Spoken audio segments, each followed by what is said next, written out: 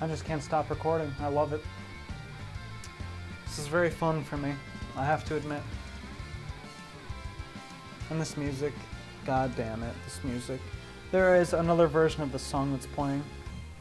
And the other version sounds more romantic, I guess, because this is, of course, the song that plays in most age scenes. All of them involving Rance, I think. Hold maybe 2. And in all of his cool moments like this, where he slays Inukai. Haha, I'm Rance, champion. And now he yells at Suzume to stop. Not like she could beforehand, and she already does anyway. So, God, she really, you know, I mean, look at the top she's wearing. That wouldn't hold anything together. Maybe that's intended. But I mean, even as a ninja, you'd think she's moving around really fast. She wouldn't want that. Certainly she wouldn't want that. And the bell. I mean, there's a bell on her neck. What sense does that make? If you're sneaking around in the shadows and shit, you don't want that either. Makes her look more like a cat. Maybe she's supposed to look like a dog.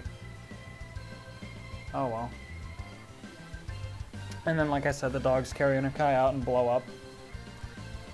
And that's the end of Iga. Completely unit of Iga. You don't get any units from Iga, like you got Hara Shoji from Hara and Choshin Isoroku from Ashikaga. You don't get anything here. Suzume was given to you beforehand. You can look at it that way. You get Suzume. That's how I look at it.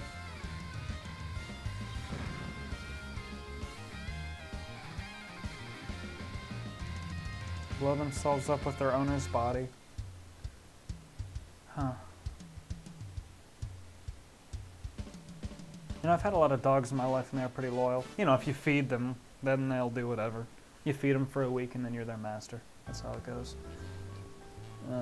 Then Rance goes to a Kunoichi school? Yeah, sure. And I like that scene a lot. I don't know why, I don't know, I do. Oh, here you have the option to press the Tenshi cycle, like I said. And visit Kunoichi. I should really go through some of these. Rape Kanami. Oh, you can do that. Make sure to leave your army. So you don't want to do that at all. I will recruit another Mino member. The Diviner. 3, cool job. Skip through that. See, note his baldness now. Note to that guy's baldness. Let me show you here. Right, no, that's not right. Whatever, fuck it, I'll show you later. End turn.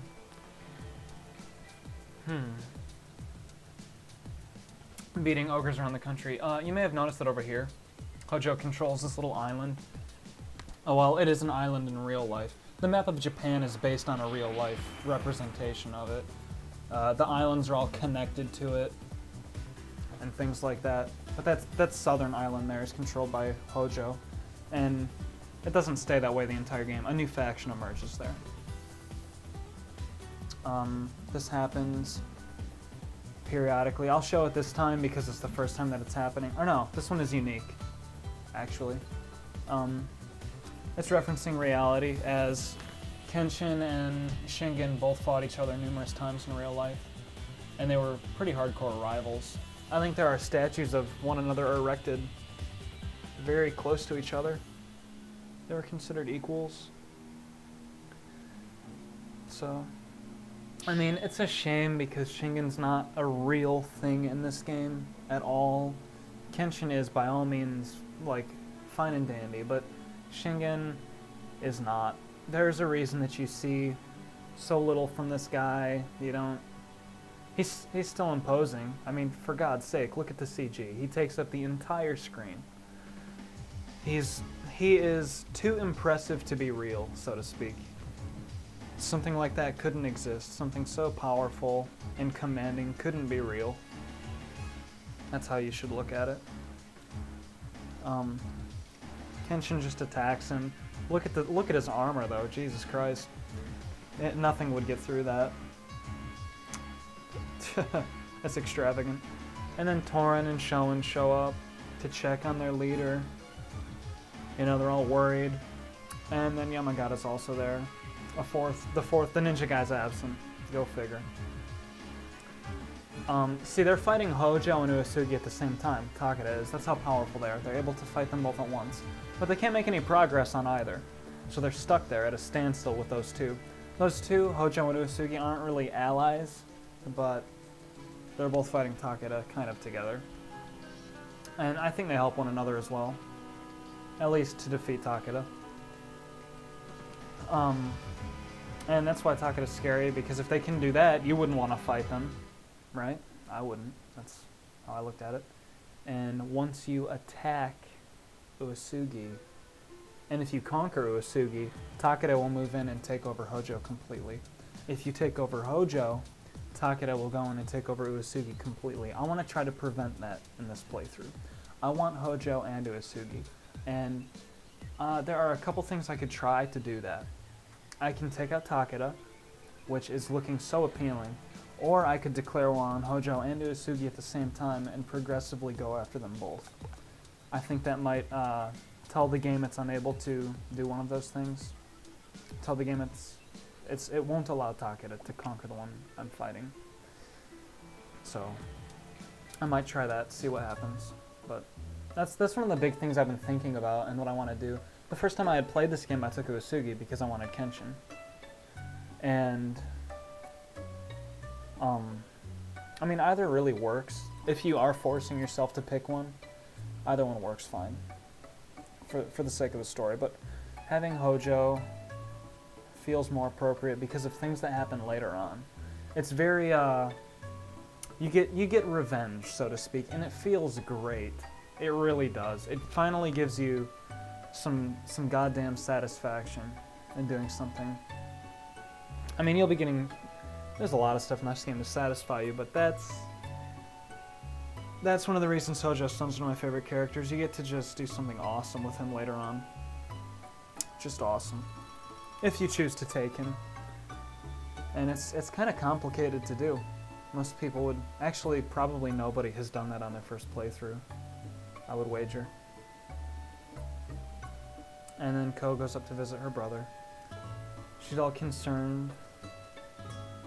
And Rance kind of looks at it in Nobunaga's shoes and says, wow, it sure would be hard being that little girl's brother, because Rance isn't the type to want to have to bother with those things. Though later on he matures and kind of takes care of Ko. This is Genri. He is from another game. Obviously he is, considering what he talks about.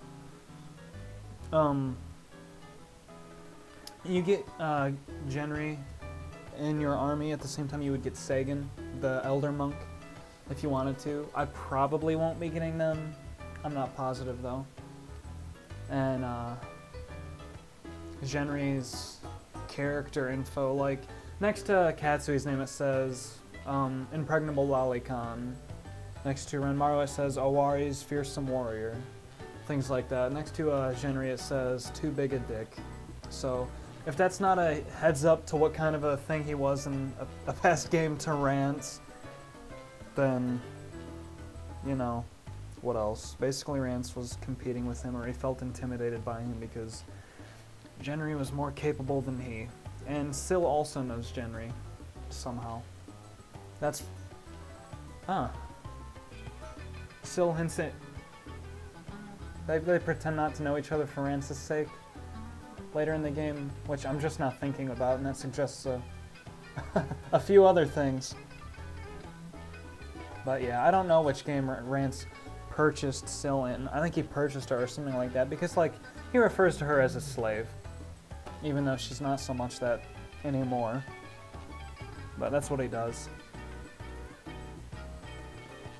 And Genri's explaining to Rance what Xavier is. He doesn't call it Xavier, he just calls it the demon, and he's talking to Rance because Nobunaga's not there. And he's trying to figure out... I'm not positive, I'm making shit up, so I'll stop. He's trying to make sure Rance doesn't continue to bully the Tenshi sect, I believe. Things like that. Everything I say is true. I try to keep it all going.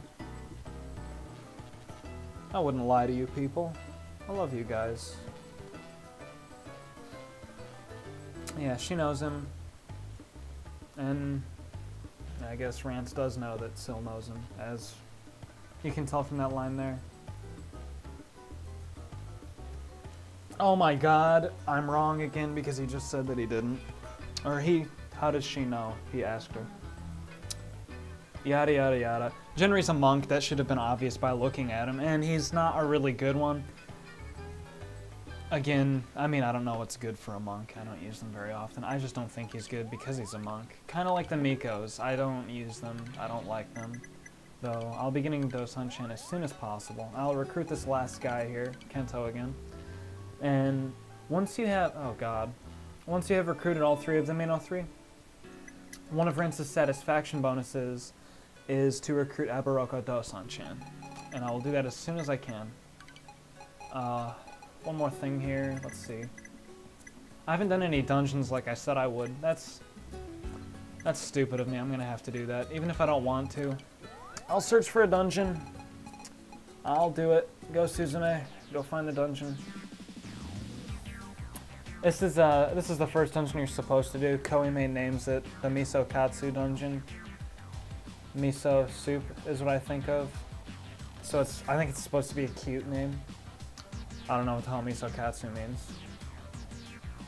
So I don't even know if it's the same miso that the soup is. Tastes good. The miso soup. And it's the introductory dungeon, so it's easy as hell, and they explain it to you as you go. I really don't like those aspects of the game, but I do them. Here's an intelligence thing. You can find textbooks for every stat, and you want to feed them to Rance, so to speak, until he's at 6s. Intelligence as a stat applies only to diviners and possibly tacticians. I'm unsure about that. There's Rance's sword. And everybody receives magical defense bonuses with their intelligence. And then I guess I'm done with this turn.